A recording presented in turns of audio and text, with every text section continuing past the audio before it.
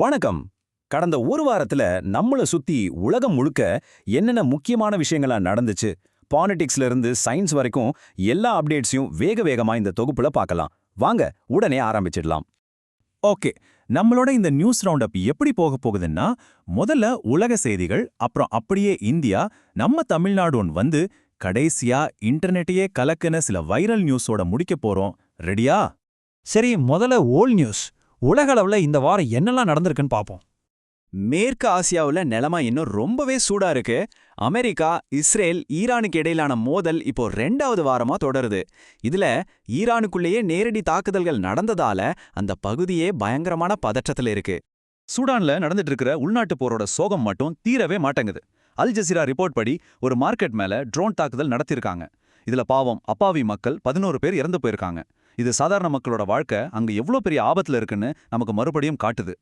Social மீடியால இந்த வாரம் ஒரு விஷயம் பயங்கரமா வைரல் ஆச்சு. என்னன்னா, இஸ்ரேல் பிரதமர் நெத்தன்யாஹூ இறந்துட்டாரு, அதுக்கு ஆதாரமா ஒரு ஏஐ வீடியோ இருக்கு, அதுல அவருக்கு 6 விரல் தெரியுதுன்னு ஒரே பேச்சு. உண்மையிலே இதுல என்னதான் உண்மை? சரி, இந்த வதந்தியோட உண்மையே பாலிட்டி ஃபேக்ட்னு ஒரு அமைப்பு செக் பண்ணிருக்காங்க. அவங்க என்ன சொல்றாங்கன்னா, அந்த வீடியோ ஒன்னும் ஏஐல செஞ்சது இல்லையா, அது ஒரு ஒரிஜினல் வீடியோ தானா. அந்த 6 விரல் மாதிரி தெரிஞ்சதுக்கு காரணம் கேமரா ஆங்கிளும் வேகமான மூவ்மெண்ட்னால ஏற்பட்ட ஒரு மோஷன் ப்ளோரும் தானா. சோ நெத்தன்யாகு இறந்துட்டார்னு வந்த செய்தி ஒரு சுத்தமான பொய். ஓகே, வேர்ல்டு நியூஸ்ல இருந்து இப்போ நம்ம நாட்டுக்கு வருவோம். இந்தியாவுல இந்த வாரம் நடந்த முக்கியமான சில விஷயங்களை பார்க்கலாம்.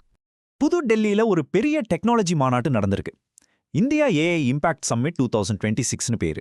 இதுல ஆர்டிஃபிஷியல் இன்டெலிஜென்ஸ், அதாவது ஏஐ துறையில இந்தியாவோட பங்கு என்னன்னு பேசுறதுக்காக உலகம் முழுவதிலிருந்து ஆயிரக்கணக்கான தலைவர்கள் ஒன்னு கூடினாங்க. இந்த மாநாட்டுல மைக்ரோசாஃப்டோட தலைவர் பிராட் ஸ்மித் சொன்ன ஒரு விஷயம் ரொம்பவே கவனிக்க வேண்டியது. என்ன சொன்னார் தெரியுமா? உலகத்திலேயே மிகப்பெரிய ஏஐ கிளாஸ் ரூம் இந்தியால தான் இருக்குன்னு சொல்லியிருக்காரு. இது ஏஐல இந்தியா எவ்வளவு முக்கியமா இருக்குன்னு காட்டுது இல்லையா? நம்ம இஸ்ரோவோட அடுத்த மெகா ப்ராஜெக்ட் ககன்யான் 1 வரப்போற மார்ச் மாசம் இதை லான்ச் பண்ண பிளான் பண்ணியிருக்காங்க. இதுல ஆள் யாரும் போக மாட்டாங்க. அதுக்கு பதிலா வியோமித்ரான்னு ஒரு ஹியூமனாய்டு ரோபோவை அனுப்புறாங்க. எதுக்குன்னா, எதிர்காலத்துல மனுஷங்களை அனுப்புறதுக்கு முன்னாடி எல்லா பாதுகாப்பு சிஸ்டமும் கரெக்டா வேலை செய்தான்னு டெஸ்ட் பண்றதுக்கு தான். சரி, இந்திய செய்திகள்ல இருந்து அடுத்து நம்ம தமிழ்நாட்டுக்கு வருவோம். இங்க என்னென்ன முக்கியமான செய்திகள்னு பார்க்கலாம். கோவை மக்களுக்கு ஒரு சூப்பரான செய்தி. புத்தம் புதுசா நவீன வசதிகளோட உக்கடம் பஸ் டெர்மினல் 1 திறந்திருக்காங்க. இனிமே அங்க போனா ஏர்போர்ட்ல இருக்கிற மாதிரி digital display, free wifi, CCTV பாதுகாப்புன்னு எல்லா வசதிகளோட பயணம் செய்யலாம். தமிழ்நாட்டுல கோடை காலம் வர்றதுக்கு முன்னாடியே வெயில் சுட்டரிக்க ஆரம்பிச்சிருச்சு. குறிப்பா வட மாவட்டங்களுக்கு வெப்ப அலை எச்சரிக்கையை விடுத்திருக்காங்க. வேலூர்ல பாத்தீங்கன்னா வெப்பநிலை 39.6 டிகிரி செல்சியஸை தொட்டிருக்கு. ரொம்பவே ஜாக்கிரதையா இருக்கணும். ரயில் பயணிகளுக்கு ஒரு நல்ல நியூஸ். போத்தனூர்ல இருந்து தன்பாத் வரைக்கும் போறதுக்கு புதுசா அம்ரில் பாரத் எக்ஸ்பிரஸ் ரயிலை பிரதமர் தொடங்கி வச்சிருக்காரு. இந்த புது ரயில் மாநிலங்களுக்கு இடையான பயணத்தை இன்னும் சுலபமாக்கும். அடுத்து பிசினஸ் மற்றும் டெக்னாலஜி பக்கம் போலாம். இந்த வாரம் இந்த துறைகள்ல என்னெல்லாம் முக்கியமா நடந்திருக்கு? இந்திய பொருளாதாரத்துக்கு ஒரு பூஸ்ட் மாதிரி ஒரு நியூஸ் வந்திருக்கு. ஹிந்துஸ்தான் டைம்ஸ் ரிப்போர்ட் படி நம்ம நாட்டின் ஜிடிபி வளர்ச்சி 3வது காலாண்டுல 7.8% இருந்திருக்கு. இதனால உலகத்திலே வேகமா வளர்ற பெரிய பொருளாதாரங்கிற நம்ம அந்தஸ்தை நாம தக்க வச்சிருக்கோம். ஏஐ உலகத்துல ஒரு பெரிய தார்மீக சர்ச்சை கிளம்பி இருக்கு. அமெரிக்க ராணுவத்துக்கான டெக்னாலஜி டெவலப் பண்ற ஒரு டீல்னால ஓபன் ஏஐ நிறுவனத்தோட ஒரு பெரிய அதிகாரி ரிசைன் பண்ணிட்டாரு. அதாவது ஏஐய ராணுவத்துக்கு, குறிப்பா ஆயுதங்களுக்கு பயன்படுத்தலாமா கூடாதாங்கிற விவாதத்தை இது மறுபடியும் ஆரம்பிச்சு வச்சிருக்கு. சரி, இப்போ கொஞ்சம் சயின்ஸ் அண்ட் ஸ்பேஸ் பக்கம் போலாம். அங்க இருந்து சில இன்ட்ரெஸ்டிங்கான அப்டேட்ஸ் வந்திருக்கு. நம்ம இஸ்ரோ நிலாவுக்கு அடுத்தடுத்து அனுப்ப போற மிஷன்கள் ரொம்பவே பிரம்மாண்டமா இருக்க போகுது. சந்திரயான் 3ல நாம பார்த்த ரோவர் வெறும் 25 கிலோ தான். அது 14 நாள் வேலை செஞ்சது. ஆனா இனிமே வரப்போற சந்திரயான் 4, 5 மிஷன்கள்ல 350 கிலோ எடையுள்ள ஒரு பெரிய ரோவர் அனுப்ப போறாங்க. அதுவும் ஒரு 100 நாள் வேலை செய்யுமா. இது எவ்வளோ பெரிய டெக்னாலஜி ஜம்ப் பாருங்க. விண்வெளியிலிருந்து ஒரு அன்எக்ஸ்பெக்டட் கெஸ்ட் நம்மள பார்க்க வந்திருக்காரு.